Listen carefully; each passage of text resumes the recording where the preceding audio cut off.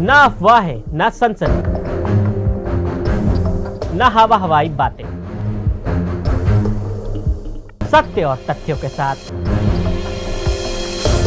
खबरों की तह तक। लोन देकर कैसे चीन किसी देश को अपने जाल में फंसाता है। कहते हैं कि किसी को अपना गुलाम बनाना है तो उसे सिर्फ दो ही तरीके हैं, या तो उसे के मैदान में मात दो या फिर उसे इतना कर्ज दो कि वो कभी लौटा ही ना सके। चीन इसी नीति पर काम कर रहा है जिसे दुनिया विस्तारवाद कहती है। खास बात यह है कि चीन की इस चाल से लगभग पूरी दुनिया वाकिफ है, लेकिन फिर भी पाकिस्तान या श्रीलंका जैसे कई देश ऐसे हैं जो या तो चीन के आर्थिक गुलाम बन गए या फिर बनने की तैयारी में है। चीन दूसरे देशों में कब्जा जमाने के लिए पहले ही अपनी कंपनियों को भेजता है, फिर उस देश को कर्ज देता है और फिर धीरे धीरे उसे अपने वश में कर लेता है।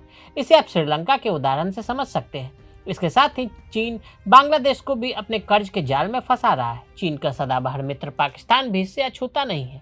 कुछ अफ्रीकी देशों में भी चीन की यही प्रवृत्ति देखने को मिली, इसलिए कई अफ्रीकी देश भी चीन की महत्वाकांक्षी परियोजना का विरोध कर रहे हैं। ऐसे में चीन की छवि एक साम्राज्यवादी देश की तरह उभरी है, जो अंतर्राष्ट्रीय राजनीति में चीन के लिए घातक सिद्ध होगी और चीन अलग थलग पड़ जाएगा।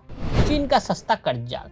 चीन का पुराना फॉर्मूला है, इन्वेस्टमेंट और व्यापार के लुभावने वादे। श्रीलंका हो या मालदीव, पाकिस्तान हो या नेपाल, इन देशों में खूब इन्वेस्ट करता और तरक्की के सपने बेचता और फिर इससे कर्ज के राह अपने सामरिक हित साधता। आर्थिक व्यवस्था के बुरे दौर से उबरने में नाकाम साबित होने वाले देश इसके लिए दूसरों से मदद मांगते हैं। ये मदद उन्हें इंटरनेशनल मॉनेटरी फंड और विश्व बैंक जैसे वैश्विक संस्थानों और अन्य देशों की तरफ से मिलती है। आर्थिक संकट से जूझ रहे देश को उसकी इकोनॉमी को उबारने के लिए कर्ज दिया जाता है, लेकिन IMF, विश्व बैंक और ज्यादातर देश इस कर्ज के साथ कड़ी शर्तें लगाते हैं। इन शर्तों का उद्देश्य होता है कि कर्ज लेने वाले देश की सरकार इस धन का उपयोग अपने यहाँ लोक लुभावने फायदे देने में न करे, बल्कि इसकी मदद से अपनी अर्थव्यवस्था को मजबूत करे। लेकिन कर्ज देने वाले देशों में चीन की शर्तें सबसे आसान होती है। इस लोन के साथ ज्यादातर आर्थिक सुधार से जुड़ी कड़ी शर्तें नहीं होती हैं। चीन का मकसद बेल्ट एंड रोड परियोजना के जरिए पूरी दुनिया को चीन से जोड़ने का है।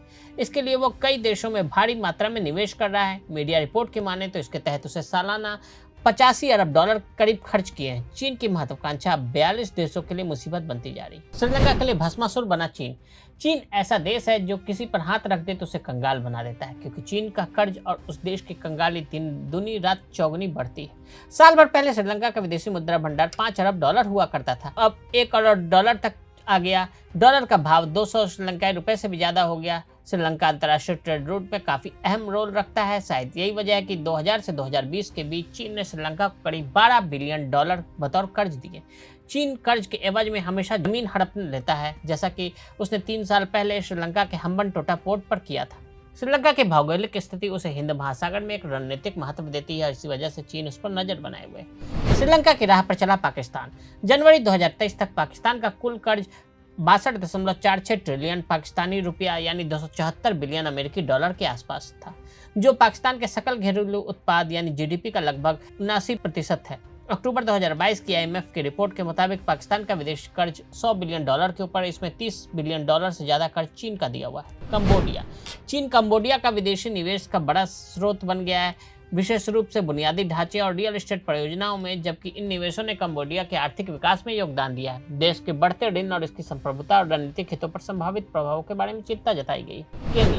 केन्या में बुनियादी ढांचे के विकास के प्रयासों के कारण रेलवे और बंदरगाह जैसी परियोजनाओं में चीन काफी निवेश किया है।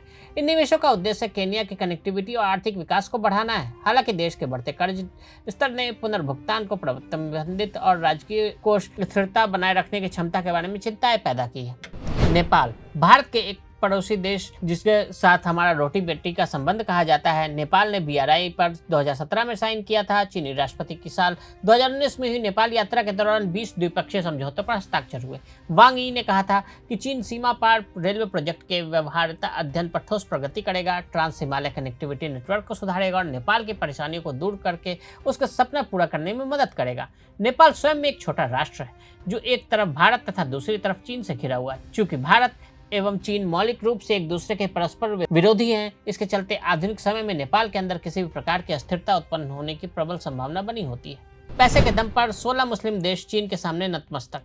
चीन ने पिछले 15 वर्षों में मौजूदा और भविष्य के लिए जो इन देशों के साथ करार कर रखे हैं, उसके हिसाब से उसने उन मुस्लिम देशों में करीब 1300 अरब डॉलर का या तो निवेश कर रखा है या कर्ज के रूप में दिया हुआ है। American enterprises institute and the heritage foundation के आंकड़ों के मुताबिक 2005 से लेकर 2020 के बीच चीन ने Pakistan, Indonesia, Malaysia, Nigeria, Saudi अरब, UAE, Kazakhstan, Bangladesh, Iran, Algeria, मिस्र और तुर्की में कुल 421.59 अरब डॉलर के निवेश कर रखे हैं, यह करार किया हुआ है। जबकि ईरान, पाकिस्तान, मलेशिया, सऊदी अरब, बांग्लादेश और मिस्र के साथ उसने मौजूदा समय में भी और भविष्य के लिए भी अरबों डॉलर की डील की हुई है। कुल मिलाकर यह आंकड़ा 1.3 ट्रिलियन डॉलर से ज्यादा का है। इसलिए चीन में रह रहे मुसलमानों के हित में आवाज उठाने के मामले में यह तमाम मुस्लिम देश चीन के बंधक के रोल में नजर आते हैं और उनकी बोलती बंद भी हो जाती है। चीन दुनिया का सबसे बड़ा द्विपक्षीय ऋणदाता। चीन दुनिया का सबसे बड़ा ऋण संग्रह करता है। विकासशील देशों से उस पर बकाया राशि 1.1 ट्रिलियन और 1.5 के बीच बढ़ गई है। वैश्विक दक्षिण में चीन के विदेशी ऋण पोर्टफोलियो का अनुमानित 80% अब वित्तीय संकट में देशों का समर्थन कर रहा है। 2017 में चीन दुनिया का सबसे बड़ा द्विपक्षीय ऋणदाता रहा है। इसके मुख्य डेवलपमेंट बैंकों ने 2008 से 2021 के बीच लगभग 500 बिलियन डॉलर जारी किए। हालांकि इसमें से कुछ बेल्ट एंड रोड से पहले का है। अगर आप भी लेना चाहते हैं देश दुनिया की तमाम जानकारी तो आज ही सब्सक्राइब करें हमारे चैनल को। साथ ही नीचे दिए बेल आइकन को जरूर दबाएं ताकि हर अपडेट आप तक पहुंच सके।